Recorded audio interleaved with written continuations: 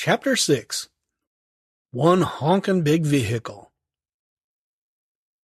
Here is possibly the most obvious statement I'll make in this book. An 18-wheeler is big. Most men aren't intimidated by its massive size, but many women are. A fully loaded big rig weighs 80,000 pounds and is more than 70 feet long. Before we went to driving school, the evil overlord was skeptical too, but she got so comfortable with it that sometimes it felt odd for her to drive her SUV when she got home. If you've ever driven a U-Haul or a Ryder truck, you already know that driving a truck is nothing like driving a car, and those are just small trucks. The difference between your everyday vehicle and a tractor-trailer is a bazillion times that difference.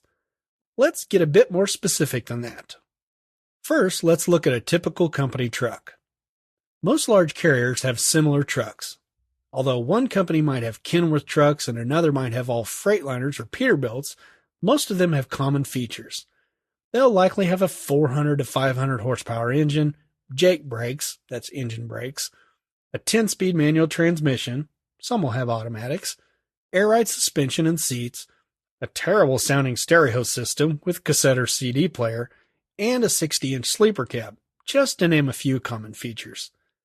The sleeper cab will have cabinets, a bed, sometimes bunk beds, storage under the bed, and a space for a television, microwave, and or cooler refrigerator. The sleeper also gets its own separate temperature controls. The bigger the vehicle, the slower it accelerates. Am I a master of the obvious or what? Let's use the Ford Excursion as our example. As one of the largest non-commercial passenger vehicles on the road today, it's the undisputed king of land yachts. According to Consumer Reports, it can accelerate from 0 to 60 miles per hour in approximately 10 seconds. A fully loaded 40-ton rig takes approximately 45 seconds to reach 60 miles per hour. And that's if you're giving it all she's got, Captain. Man, my Scottish accent sucks. You know, no wonder you hate getting behind a big rig. It might delay you a whole 45 seconds. How unbearable. Did I mention that most large carriers have speed limiters to control the top speed of their trucks? They do. Their top speed is usually set somewhere between 62 and 75 miles an hour. Why set a top speed at all? Some say it's to lower fuel and insurance costs, but the standard answer is that slower trucks are safer trucks. What a load of slimy fish guts that is. A study done by the University of Arkansas and cited by the Federal Motor Carrier Safety Administration, or FMCSA, researched split speed limits, that is, having different speed limits for trucks and automobiles. For instance, in California, cars can go 70 miles per hour, but big rigs and any other vehicles pulling a trailer, even a boat, are only allowed to go 55 miles an hour. Again, there's a link to this study in the written version. Most of the studies to date show that traffic is safest when all vehicles are traveling at the same speed. You don't have to be a nuclear physicist to figure that one out. I mean, jeepers, the more people have to switch lanes to pass each other, the more opportunity for accidents. Durr. I mentioned speed limiters in trucks to prepare you for a possible future in trucking.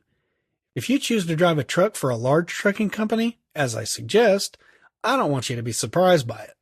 However, if you choose to skip trucking and stick with your current job, you should still be prepared to see this topic pop up in the news someday. Some organizations, including the American Trucking Association, or ATA, which represents many of the large trucking companies, link in the written version, are asking Washington, D.C. to make speed limiters mandatory in all big trucks, including those trucks privately owned by a one-man operation. Again, they're doing this under the guise of safety. Now, before you jump to the conclusion that mandatory speed limiters are a good idea, consider how it could affect you and every other driver on the road. First, remember that according to the studies, split speed limits are not safe, despite what the ATA or any other organization says. Also, the more trucks that have a maximum top speed, the harder it is for us to pass each other if one truck is heavier than the other. So remember how you voted when you get held up by 2 or 3 speed limited trucks all trying to pass each other. Second, if they could do that to every truck, including those that are privately owned and operated, what would stop them from doing it to your personal vehicle? It's not probable, but why set a precedent that could come back to haunt you? What good is a Corvette that'll only go 80 miles per hour? By the way, don't attempt to drive 80 miles an hour unless you're in certain parts of Texas or Utah, where it's legal. Thirdly, many in the industry believe that the ATA has a hidden agenda. It's no secret that the ATA has been trying to get approval to run longer, heavier trucks that can haul more and heavier freight. Ain't a 70-foot vehicle that weighs 80,000 pounds big enough? Well, I certainly think so. Many insiders feel that the ATA wants speed limiters in every truck so they can eventually ask the powers that be for heavier vehicles. You know the way our government works. You scratch my hairy back, I'll scratch yours. Don't be shocked if it works. To me, the second part of the alleged hidden agenda is even more disturbing. It's widely known that many of the largest trucking companies have a hard time attracting and keeping drivers. Part of this is because whenever you employ thousands of drivers, you'll naturally have more turnover than a company with 100 drivers or less. But part of it is because many drivers don't want to drive a truck with a top speed of 65 or 70 miles an hour. It doesn't bother many of us, but it can be a huge deterrent to others. Here's where it gets scary to some of us in the industry. What mandatory speed limiters would effectively do is level the playing field when it comes to recruiting drivers. Many of the large carriers offer more pay per mile than the smaller companies. If all trucks run the same speed, why would any driver choose to work for a smaller company when the larger company could possibly pay them more? What's wrong with that? Business is business. You know, that's true. They're just trying to make a buck. But I don't like the idea of big industry getting legislation passed to pad their pockets. Next thing you know, the oil industry will get legislation passed that would make electric cars illegal because there's one documented case of the battery short-circuiting some old dude's pacemaker. Still don't think this affects you? What about your personal vehicle? There are already laws requiring you to wear seatbelts because it makes you safer. Likewise with helmets and bikers. Wouldn't putting a speed limiter in your car make you safer too? It's not that much of a stretch if you think about it. And like I said before, the government does know what's best for you. In short, mandatory speed limiters won't affect my job because all I've ever driven are speed limited trucks. But it could possibly affect my personal life and yours. So if you see these issues pop up, and you will eventually, don't stand by and let your government officials take a step down that dark road. Okay. I'll get off my soapbox before the barrage of rotten tomatoes starts flying. Anyway, you now understand that each large carrier sets its own top speed. If you want to go faster than your carrier's set top speed, you're gonna have to coast down a really steep hill. Just remember that speed limited trucks are standard practice, so don't let it keep you from driving for a large carrier. You'll get used to going 65 miles an hour. It's really not all that bad, until you get behind a truck that's going 64. So there you have it for the topic of speed, or perhaps the lack thereof. And how do you like that? It turns out that all this time, those mean old semis weren't intentionally trying to ruin your day by going slow in front of you. Who knew? Now let's look at slowing down. That same Ford Excursion we spoke of earlier needs 166 feet to come to a complete stop from 60 miles an hour. Not quite Porsche-like, but not bad either. You want to talk bad braking?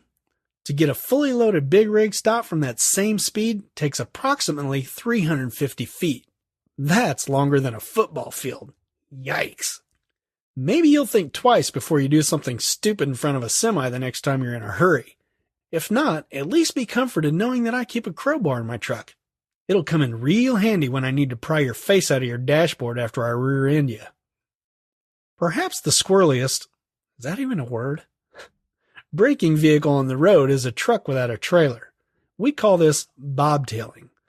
Since there's no weight over the rear tires, there isn't much downward force to stick the tires to the pavement. Therefore, it's next to impossible to rapidly stop a bobtailing truck without losing traction. Tailgating in a bobtail on wet pavement? Prepare for impact. If it's so stinking unsafe, why would anyone ever bobtail? Maybe the customer where you just dropped your loaded trailer didn't have any empty trailers available, and you have to bobtail to another customer to find one. Maybe your trailer needs to be in the shop all day for repairs, and they're sending you somewhere else to get a different one. Maybe your company doesn't want you to take a trailer home with you, so you drop it somewhere and bobtail home. Whatever the reason, it happens. Not that often, but it does happen. Just leave some extra space between you and the vehicle in front of you, and you'll be fine. So how does that big old tractor-trailer combo handle? Well, naturally, it's not as nimble as a Ferrari, but it handles better than you might think. Still, it is a two-piece combination vehicle that's more than 70 feet long, so it can be a handful in a tight spot.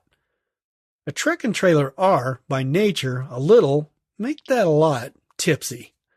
Think your SUV has a tendency to roll over due to its high center of gravity? Try driving a vehicle that's 13 feet 6 inches high with freight stacked to the ceiling of the trailer. Talk about top heavy. The only thing that comes even close is perhaps Dolly Parton? Now try taking a cloverleaf exit ramp on or off the interstate too fast or executing a quick lane change to avoid a rear-end collision. Talk about a rollover just waiting to happen. You don't want to make any abrupt moves unless it's absolutely necessary to avoid a collision. Just slow down, leave plenty of space between you and the vehicle in front of you, and you'll be fine. I've had a long career and I haven't rolled a truck yet. Knock on wood. Dang, no wood in my truck. I sure hope genuine imitation wood grain will suffice. A big rig rides smoother than you think it would. Saying a truck rides smooth would be a bit of an exaggeration, though. A Cadillac, it ain't. But the new trucks are leaps and bounds better than the trucks of old with their rough-riding spring shocks. Modern trucks are equipped with air ride suspension and an adjustable air ride seat to help soak up the bumps. Some trailers are equipped with air ride suspension to make the ride even better. Still, when you hit I-95 in New York State or parts of I-10 in Louisiana, none of these features keep the truck from shaking like a wet dog having a seizure. To further your comfort, modern trucks now have many of the same conveniences that you're accustomed to in your car. Tilt wheel, power and heated mirrors, air conditioning, stereo system, and best of all, cruise control. Can you imagine keeping your foot on the gas for 120,000 miles every year or driving in 100-degree weather without air conditioning? The old-timers used to do it all the time, as they'll gladly tell you when you start complaining about your air conditioner going out on you. I always shut them up by saying, well, that's your fault. I wouldn't have chosen this career if I had to drive a truck under those conditions. If trucks didn't have air conditioning nowadays, I wouldn't be driving. Do they think I'm a wimp? Probably, but I couldn't care less. Times have changed. Besides, I'd be willing to bet that their shiny new truck's air conditioner is working just fine. The hypocrites. So here's a question I know you're asking. How safe are them big rigs? Well, they're safer than you'd probably think. Part of this is due to the safety features on the truck, such as anti-lock brake systems, or ABS. Some even have collision warning systems that beep if you get too close to another vehicle or start to swerve from your lane. For the record, I abhor these detection systems. It beeps when it deems you too close to the vehicle in front of you. Some even slow your truck down automatically when this happens. Going under a bridge? Beep. Got a car riding beside you? Beep. On a narrow bridge? Beep, beep, beep, beep, beep, beep, beep. You get the idea. Maybe if I could just turn the volume down a bit. Nope. Sorry, that feature is disabled. Ugh. The biggest safety factor of all is, and always will be, the driver. We aren't called professional truck drivers just to boost our poor self-esteem. Learning to drive a truck involves learning how to drive defensively. It may sound hokey, but it works. The media loves to talk about how much of a hazard trucks are to everyday motorists. The facts just don't show that. According to a 2009 study done by the Federal Motor Carrier Safety Administration, or FMCSA, that's an organization focused on making the trucking industry safer, they say trucks are involved in only 7% of all fatal highway accidents. That means 93% of the time, no truck was involved at all. There's a link to that study in the written version. If that isn't impressive enough, the next time you're driving around, really take notice how many trucks are out on the road, how big they are, and how four-wheelers drive around them. If truck drivers were to drive like four-wheelers, the roads would constantly be clogged with accidents. Need more proof that professional truck drivers are safer than untrained automobile drivers? According to that same study, when a big rig and another vehicle are involved in an accident with fatalities, the investigation shows that 71% of the time, it was not the trucker's fault. Ha! Take that, you filthy news reporters covering the big rig collisions. Now here's the scariest statistic of all. This tidbit was given to us while attending driving school. Its sole purpose was to stress how important it is for professional truck drivers to drive safely. So here it is. In fatal accidents involving a truck and another vehicle, 33 out of 34 times, it's the automobile driver that dies. Many times the trucker walks away from an accident like that with only minor injuries. Try living with that kind of guilt. So what's the translation to drivers of four-wheelers? Mess with a truck and die. Maybe if the media reported that sort of headline more often, four-wheelers would think twice before they pull out in front of a semi to save a few seconds. If not, then hello, Mr. Automobile.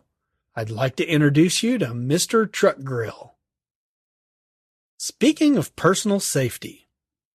As with most things in life, a little common sense goes a long way. Try to park in well-lit areas, don't open your door to strangers, and don't pick up hitchhikers, especially if they're holding an axe.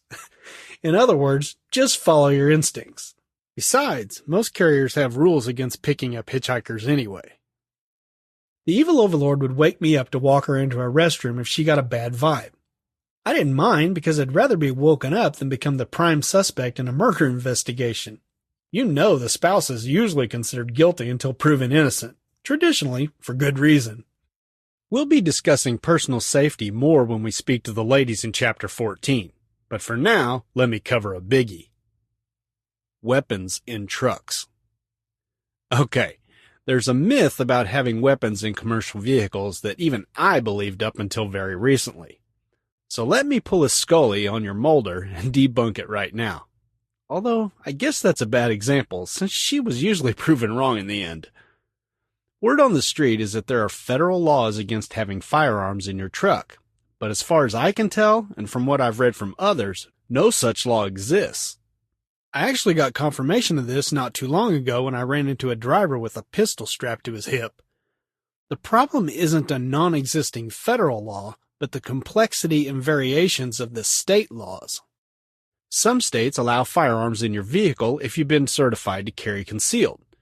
Some states allow you to carry a firearm in your vehicle, but only if the ammunition and the weapon itself are stored in separate areas. But what qualifies as separate areas? In your personal vehicle, you could keep your gun under the seat and the ammo in the trunk. The idea here is that you can't easily access the ammo. But what about a big rig? Semis don't have trunks. We do have storage under the bunk and side compartments on the sides of the truck. Problem is, we can usually access these areas by simply lifting the bunk from inside the cab. So does that qualify as separate space? I honestly don't know. My pistol-packing friend didn't know either. Personally, I wouldn't want to have to try to convince a scowling DOT officer that it's legal, especially from the backseat of his cruiser. Now, Pistol Pete kept a gun safe in his truck, but not for staying legal from state to state. No, he locked his gun in the safe at night because 2 tours in Iraq had left him with a nasty case of PTSD, or post-traumatic stress disorder, and he was prone to waking up spooked. Smart guy. But I ask, if your gun is locked up in a safe when you're in bed, or when you're traveling across state lines, what's the purpose of having it? And by the way, if you're the last person on the planet who doesn't know what PTSD is, there's a link in the text version. This crossing of state lines is the biggest obstacle for drivers. Now I suppose if you're a trucker who never leaves their home state, you might be alright following the local laws. But if you plan on driving over the road, you're going to be constantly crossing state lines. Heck, I've had days where I've been in 4 or 5 states in an 11-hour driving shift.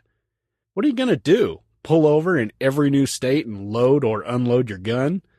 I suppose if you learn every state's laws, you could do that. Seems like a pain to me, though. Having said all that, I often wonder how many truckers keep guns in their trucks, regardless of the laws. To be honest, the DOT officers don't make a habit out of searching our trucks. I suppose with probable cause they could. I've just never seen it or heard about it happening. But hey, I'm not omniscient. That's God's territory. Another thing to consider is that most every shipper and receiver I go to nowadays have signs banning firearms on their property. So what do you do there? Leave your gun on the curb outside the plant? No, you hide it in your truck and break the rules. Your choice. It just doesn't seem worth it to me. There is one more major problem that often trumps everything I just said. Most of the large carriers have company policies banning weapons in their vehicles, so in that case, the state laws don't even matter. Now, if you're an owner-operator, this may not be an issue, but we company drivers really don't have a choice in the matter. And yes, our carriers do have the right to search their vehicles too, but I've never heard of that happening either. Although I do have to admit that I really don't know what they're doing when my truck is in the company shop. Maybe I'm just being naive. Now, if you're stupid enough to leave your shiny 357 with a 6-inch barrel laying on the front seat while your truck is going into the company shop, you're going to get fired quicker than a mongoose attacking a cobra. You should also know that with the companies I've worked for, tasers aren't allowed either. And tell your inner Rambo that giant knives are off limits too. And for Pete's sake, take that headband off. You look like a moron. The only weapon allowed in your truck is your tire thumper. Although officially this club is designed to thump tires to check for flats, it's interesting how many tire thumpers are shaped like miniature baseball bats. And why would a tire thumper need a rubber grip and a leather strap? Heck, my tire thumper has a metal piece on the business end of it. I've even seen one that looks suspiciously like a hatchet. Seriously, I'm sure that's going to help the whole serial killer trucker rumors. I was once told there are only 2 seasons in trucking, winter and construction. How right they were. Let's do winter first. One winter night, the evil overlord and I were heading west on I-94 just east of Fargo, North Dakota. It was colder than Hitler's heart, and the wind coming out of Canada was blowing like a banshee. Did I mention the snow and ice storm? We were creeping along about 30 miles an hour when my truck changed lanes. No, I didn't say I changed lanes. My truck did. A strong gust of wind had hit us broadside and slid us across a patch of black ice into the left lane. For all you fair weather drivers, black ice is a patch of ice that blends into the road, making it virtually invisible. Anyway, my steering wheel had remained straight the entire time. If the wind hadn't let up just then, we probably would have ended up in the ditch. We slowed down to an even slower crawl and stopped for the night at the next truck stop. Next morning we tried to move out, but the steady high wind forced us to call it quits in Fargo. The evil overlord stepped out of the truck onto the icy parking lot and started sliding. She looked like she was doing the Michael Jackson moonwalk. Go on, girl! Every time she lifted a foot to take a step, the wind took her backwards. We were laughing our butts off, which didn't help matters any. In order to get her inside, I had to plant my hiking boots in any foothold I could find, brace myself, and pull her to me. We repeated this process until we got inside. It must have taken us 10 minutes to walk, or should I say slide, 100 yards. Once inside, the Weather Channel said that the winds were blowing a steady 50 mile an hour with gusts up to 70 mile an hour. No wonder she couldn't walk. Anyone smaller might have blown away, never to be seen again. Have you ever driven in high winds in your car? Remember how it can toss you around? Now think of the surface area on the side of a big rig. When you really take notice of a tractor trailer from the side, it's absolutely huge. All that surface area acts like a giant sail, and that sucker is capable of catching a lot of wind. We don't notice the sail effect on normal days, but hang on when the wind kicks up. You can battle through some high winds, but if it gets really bad, your only option is to get off the road. Sometimes highway signs will warn you about high winds up ahead. In that case, you can choose to fight the wind or get off the road. Other times you get no choice in the matter. Some areas will shut down the highways to all high-profile vehicles, that's trucks and RVs, when the wind gets bad enough. If they shut down a highway, it's probably because they've already had one or more rollovers and don't want any more problems than they already have. They'll get no arguments from this kid. Breaking news. Husband-wife team nearly kicks the bucket. Another time we were heading across US 20 in Oregon. It was lightly snowing when we started up a mountain pass. Then it really started coming down. Just as we reached the top, we hit a whiteout. A whiteout occurs when the snow suddenly comes down so heavy that you're lucky if you can see past the end of your hood. At the last second, I saw a bit of color in front of me and swerved left. It was a stranded car that had been left along the guardrail.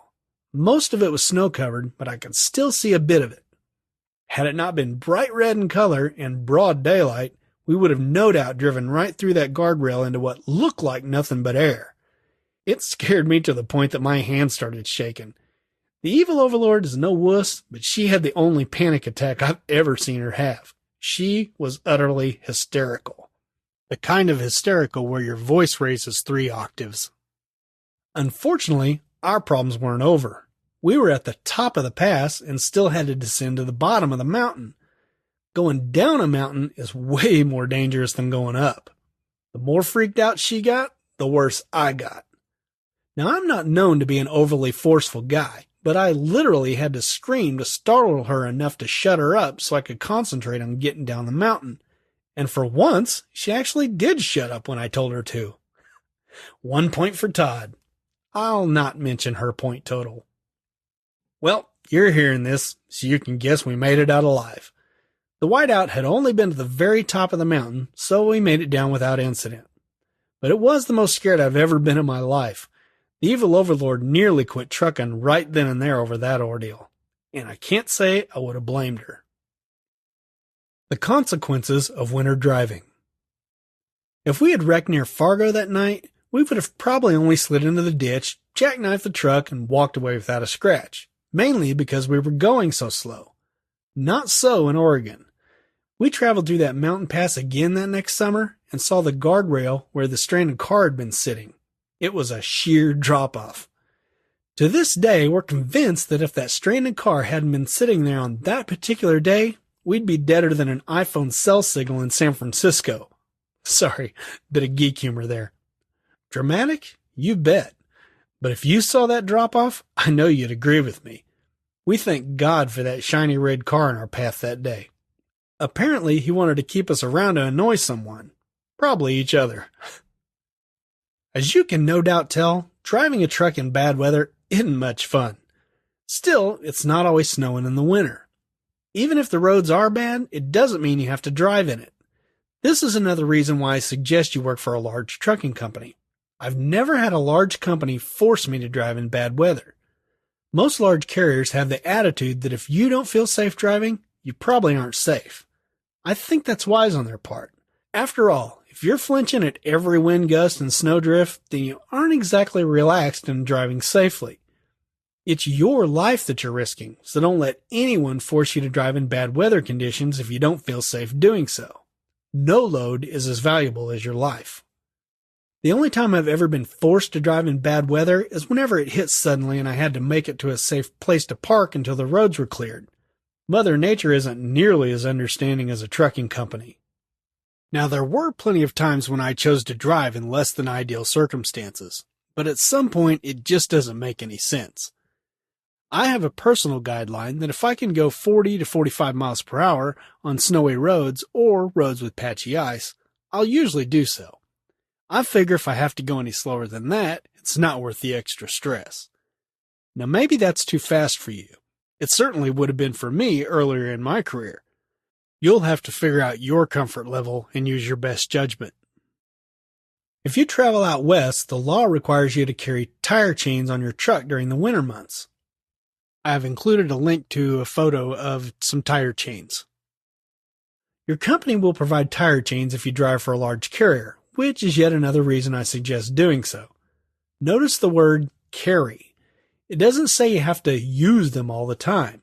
You just have to carry them in case you get surprised by bad weather and need them to get unstuck. Many companies will tell you up front that even though you're required by law to carry chains, you're not allowed to use your tire chains unless it's an emergency. Once again, the reasoning is that if the roads are bad enough for you to have to use tire chains, then they're likely too bad for traveling. I even worked for one company that would issue a mandatory shutdown to any of their drivers within a specified area where there was bad weather. If you kept going, it was grounds for dismissal, which is a really polite way of saying, don't let the door hit you in the butt on your way out. This policy was both a blessing and a curse. On one hand, it was great at times because you didn't have to decide whether to risk driving or not. You also knew you wouldn't be charged for delivering late because you had been forced to shut down, so that was cool. On the other hand, the company didn't have the same view that us drivers did. They were going by the Weather Channel. There were many times when I'd look out my windshield and see the sun shining and the traffic on the interstate going full bore, meaning the roads were clear. You'd tell the company, but they weren't quite ready to release the shutdown yet. Times like those, it was very frustrating. I got quite good at putting tire chains on one winter, sometimes to my detriment. There are times when mountain passes are shut down to all traffic because the roads are impassable.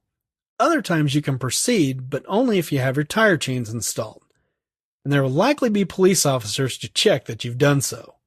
There were times when I had heard that the roads were only bad for a few miles, but were clear after that. Some of these instances I elected to chain up and keep moving rather than shut down. After all, it was only a few miles of bad roads, right? Well, maybe not.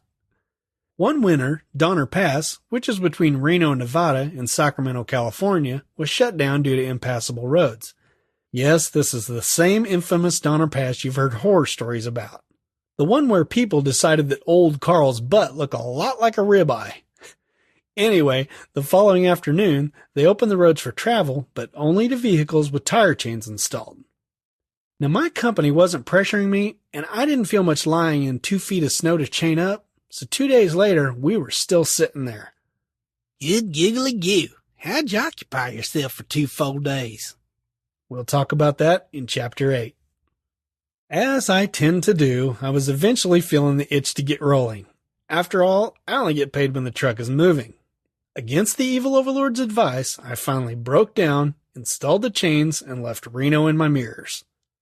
About 10 hours later, we got to Sacramento. The thing is, it was only a 135-mile trip, but it took 10 hours. So, was it worth chaining up? Probably not. That particular night was one of the most miserable times I've ever spent in a truck. There's nothing quite like listening to I told you so, dumbass. for 10 straight hours. I hate it when she's right, largely because it happens so often. The point is, don't let weather frighten you. Remember, the roads aren't always snow and ice covered, and when they are, you likely won't have to drive on them if you choose not to. Trucking's other season is called construction. Spring has finally come and the threat of slick roads is fading, but now you have a new nemesis to slow you down. One thing in trucking is guaranteed. At the first sign of fair weather, every orange cone and barrel on the planet is set up on America's roadways. I swear, I think they've been working on certain highways for a decade now. Oh, they might be open for a brief period during the winter, but as soon as the last snowflake melts, they break out those cursed orange demons. I personally think they should rename the construction season. It should be called the construction and vacation season. Everyone knows that summer is the season for vacationing and bug-splattered windshields. What that means to truckers is that there's more traffic on the road. It's not only that, though. It's the type of traffic. People pulling campers, boats, horses, ATVs, and God help us all, their dreaded RV. Now, I don't have much of a beef with people who haul normal-sized trailers or boats to their vacation destination. Most of them do a fairly good job. But have you noticed how big some of those freaking RVs are? I've seen numerous RVs pulling huge trailers or boats that are almost as long as my big rig. Do these people need a special license or training to drive these monsters? Nope. Any old bloke can hop in and mash on the gas pedal. Many of them weave all over the road, especially when the wind is moving at a good clip. It also seems that there are only 2 speeds of RV drivers, the tortoise and the hare. It's funny, but there doesn't seem to be much of a happy medium with RVers. Now to the number 1 road enemy of truckers. Four-wheelers. Yes, you. And don't try to look so innocent there. If you drive a vehicle with 4 wheels, you're guilty of doing something stupid around trucks. Not that I'm casting the first stone. Before I became a professional truck driver, I was an idiot too. Perhaps I'm still a bit of an idiot, but that has little to do with driving and much to do with the evil overlord's perception. But it's y'all truckers that are dangerous, not us regular folk. That's certainly what the media wants you to think. Now here's the truth. Remember, according to that study done by the FMCSA, of all fatal accidents involving both a big rig and an automobile, the accident was caused by the driver of the automobile 71% of the time. Now, I really don't know why the media has got it out for truckers like they do. I guess it just makes a better headline than "Truckers are right, car drivers are idiots." Besides, if they reported it every time a four-wheeler wrecked, there wouldn't be time for stories about dishonest politicians and murderers. On second thought, I'll take the wrecks. Now that I think about it, that's probably why truck wrecks are such big stories, because they just don't happen very often.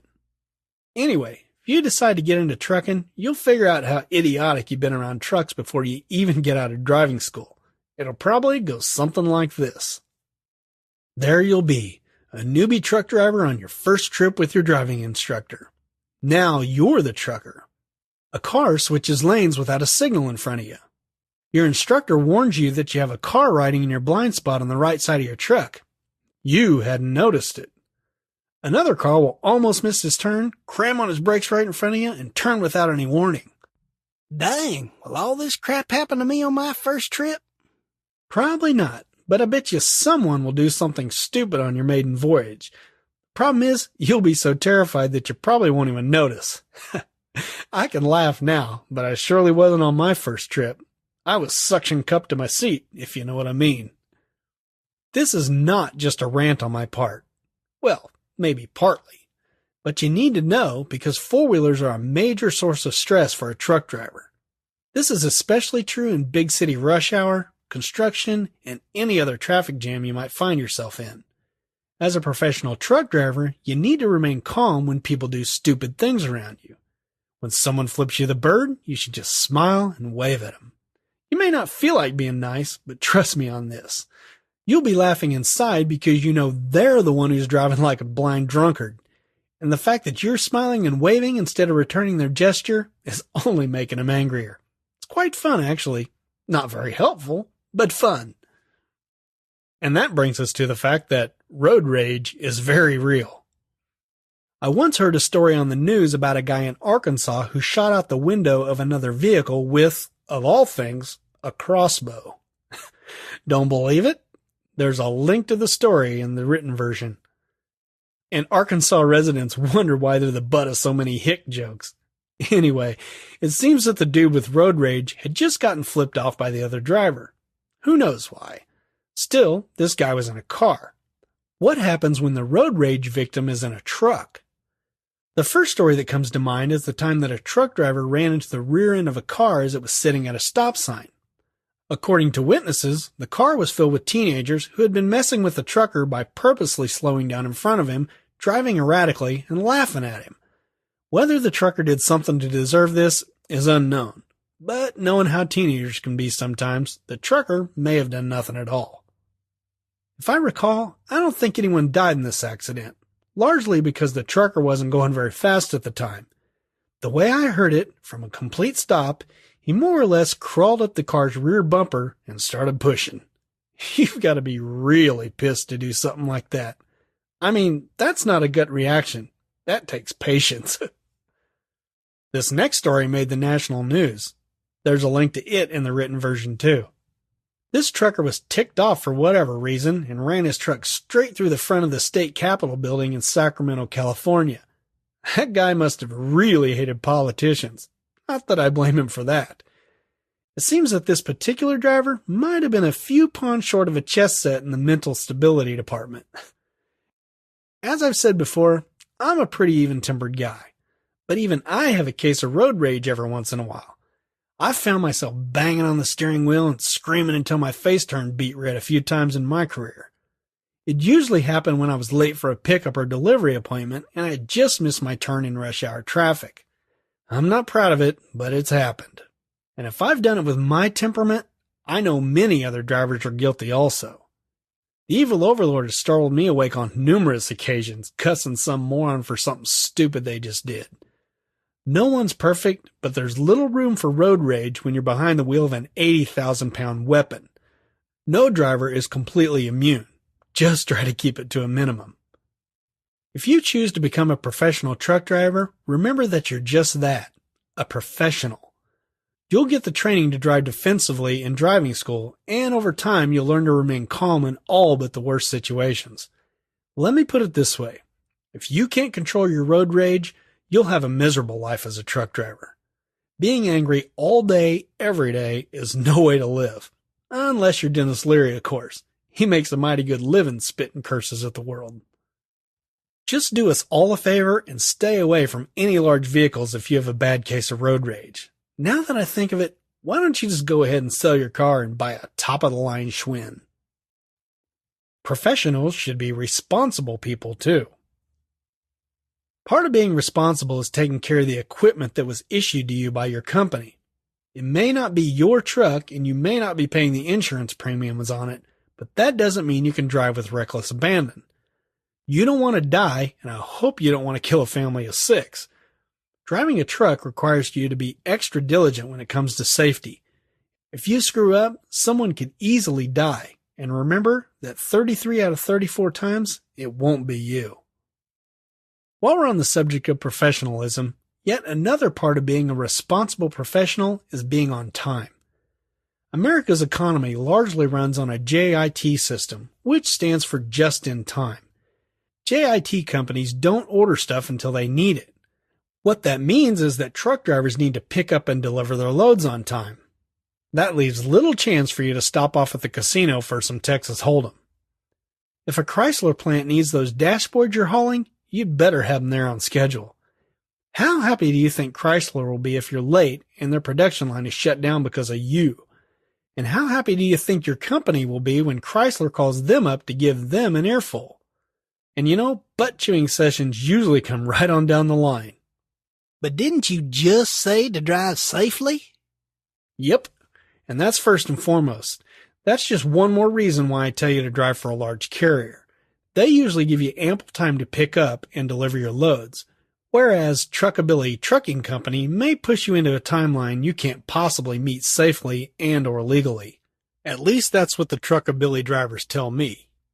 I'm sure not every small carrier is like that, though. If you want to be a successful trucker and the go-to guy on your boss's list, make sure you have a good on-time record. Will my boss hose me if I deliver late every now and then? Probably not. It goes with the territory. But you may get passed up on hot loads because you can't be relied upon as much as Mr. Go-To. To be a successful driver, you need to learn to manage your time and plan your trips well. Before you even start a trip, you should plan it out in advance. With the help of a map, a truck stop guide, available at most truck stops, a list of your company's fueling locations, and the directions to the shipper and receiver, you should be able to map out your driving route and figure out where you need fuel and where you can stop to get a shower and some sleep. With the shortage of available truck parking, especially on the East Coast, you must plan in advance. You'll be taught the theory of trip planning from your driving school, but you'll learn how it really works from your driver trainer. Chapter 17 and 19 are devoted to driving schools and on-the-job training. If your company gives you a load and you know you can't make the appointments, tell them before you accept the load. You did plan in advance, didn't you? It's better to tell them in advance and keep your good reputation rather than try your best and come up short. They may even tell you to take the load anyway and deliver it ASAP. That's as soon as possible, even though you've told them it'll be late. If they tell you that, you're off the hook. Just try to get them to send you a satellite message so you can CYA, cover your rear. But you say, What if I plan my trip real good, but I still ain't going to be on time? Well, that depends. Are you sure you planned your trip well? There have been times when I thought I planned everything to a T, only to realize I forgot to figure in the time difference between Illinois and Indiana. Don't laugh. It's easier to do than you might think, especially when you're new to crossing multiple time zones. Indiana is especially tricky, as part of it is Eastern time zone and part of it's Central time. Here's another example. Look at a map. See how Indianapolis, Indiana is almost due north of Nashville, Tennessee? You'd think they'd be in the same time zone, but they aren't. Nashville is on Central time while Indianapolis is in the Eastern time zone. Other times I forgot to factor in extra driving time for rush hour in a major city. It's the little things that get you every time. It's really easy to forget stuff like that if you're in a hurry. What if I'm late 'cause of weather? There's only been one time I've been charged for being late due to weather, and to this day, I still think I got royally screwed. You decide. I had been parked at a truck stop outside of Baltimore, Maryland for about 24 hours when I finally received my load information about 5:30 p.m. I was scheduled to pick up a load the next day by 3:45 p.m., some 90 miles away. Now, anyone who has ever driven a truck knows that parking spaces for trucks are limited, especially in the northeast part of the country. This prompted me to call the shipper to ask if they had a place for me to park overnight. They said they did, but they didn't have any food there, and the restrooms were off limits to truck drivers, even during business hours. How thoughtful of them. Another reason I wanted to stay at the truck stop was because of the 34-hour restart rule. And without getting too technical, this rule states that if you don't drive or do any other kind of work for a minimum of 34 hours straight, you can reset your maximum 70 working hours available for the week. Now, if I were to stay put, I could do my 34-hour restart. If I took off and drove to the shipper, I'd have broken up the continuous 34-hour shutdown required to restart. Now, let's see. Break up my 34-hour shutdown to drive to a place with no restrooms, restaurant, or shower? Or stay put so that I can have all that stuff and get my full 70 hours back? It seemed like a no-brainer to me. The next morning, I woke up to snow. The CB informed me that the roads were fairly clear, so I left by 11:15 a.m., which allowed 3.5 hours to go 90 miles in light snow. Even though the roads were fairly clear, I ended up sitting in traffic for over an hour due to a wreck. When that wreck finally cleared, I drove 5 miles and got stopped in another accident for a brief time. Stupid four-wheelers caused 2 accidents within 5 miles on decent roads. Now, despite the 2 accidents, I was still going to make it to the shipper on time. Just barely. That is, until I discovered the directions to the shipper that my company had given me were incorrect. I called the shipper to get the correct directions, and they told me if I could get there by 4:30 p.m., they'd still load me. Unfortunately, by that time, evening rush hour had started, and I got stuck in traffic on my way back. I finally arrived at 5 p.m. to discover that everyone had gone home. I called my company, and even after I explained the 34-hour rule, which they knew, how early I had left, the snow, the 2 accidents, the wrong directions, which was their fault, and the rush hour traffic, they still gave me a service failure. Now, one write-up on your record is no big deal, but the principle of it really hacked me off. Following company policy, I sent in a written appeal, confident that the review panel, which was made up of drivers, would understand the circumstances of why I didn't want to leave a highly coveted parking space in Maryland to go to a location without food and restrooms, not to mention the 34-hour rule. I was wrong. Now, no one has ever accused truckers of being very bright, but I was still shocked and dumbfounded. My appeal was denied, with the driver panel stating that I should have left the night before, right after I got my load information. I still think that if they were in my situation, they would have done the exact same thing. At least I did learn something from this ordeal. You need to be a company butt kisser to be on a driver panel. Guess that rules me out.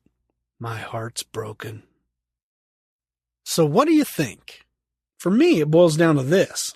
Even after the wreck delays and the snowy roads, I still would have picked up the load on time had it not been for the company's supplied directions that sent me off to Neverland. By the way, Peter and the boys say hi. Is there any common sense left in this galaxy? I'm beginning to wonder. Heck, I'm fairly certain my youngest nephew could figure this one out, and all he can manage is some blabbering and buckets of slobber. I do need to say that this was a unique situation that only happened once. There are injustices in every career field, and trucking's no different. If you think this was bad, I've got another doozy when we talk about preventable and non-preventable accidents later on. Generally, no one will hold you responsible for a late pickup or delivery due to weather conditions. Snow, ice, hail, even heavy rain and high winds can be a factor. Just don't try to make up bad weather conditions to cover your poor planning. Ever heard of the Weather Channel? Your company has. Here's an example for you. One time my air conditioning went out, so I called to ask the maintenance department if they'd pay for a hotel. They said, Nah, we checked the weather and it's in the 60s there. At the time, it was almost 75 degrees and the sun was blazing. Yeah, I know. 75 isn't that bad. But anyone who's ever driven a truck can tell you that it's always 20 degrees hotter inside the truck when the sun's cooking it. Naturally, I told them they were nuttier than squirrel breath. They said, "Sorry, that's our final decision." This conversation took place when I was only about 3 weeks into a new job. I was hopping mad and about to tell them where they could stick their no air conditioning working hunk of junk truck. Then, 15 minutes later, a cold front brought some rain in, and the temperature dropped to 65 degrees. Go figure. So don't push your luck. Last but not least, prepare yourself for a hurry up and wait mentality. I can't count how many times I was told to pick up a hot load that absolutely positively had to be picked up by a certain time. I'd bust my hump to get there, only for the shipping department to tell me in an uncaring, nonchalant voice that it'd be a few hours before they'd have a dock available. On the other end of things, I've had dispatchers and shippers tell me that their customer needed a load ASAP. We'd skip a shower, eat on the run, and drive straight through with our foot mashed to the floor, only to hear, "More of those? We've got too many of those already. I don't even have a place to put them." Frustrating, I tell you. Just get used to it. As Qui-Gon Jinn would say to Obi-Wan, "Patience, my young Padawan." So, to reiterate my first obvious statement, an 18-wheeler is big. So what? Remember when riding a bike without training wheels was scary? No? Well, me neither, but you get my point. It's the same thing. Only I guess you can't kill anyone by running them over with a Huffy. So anyway, the moral of the story is this. Don't let the size of it scare you. You'll get used to it before you know it.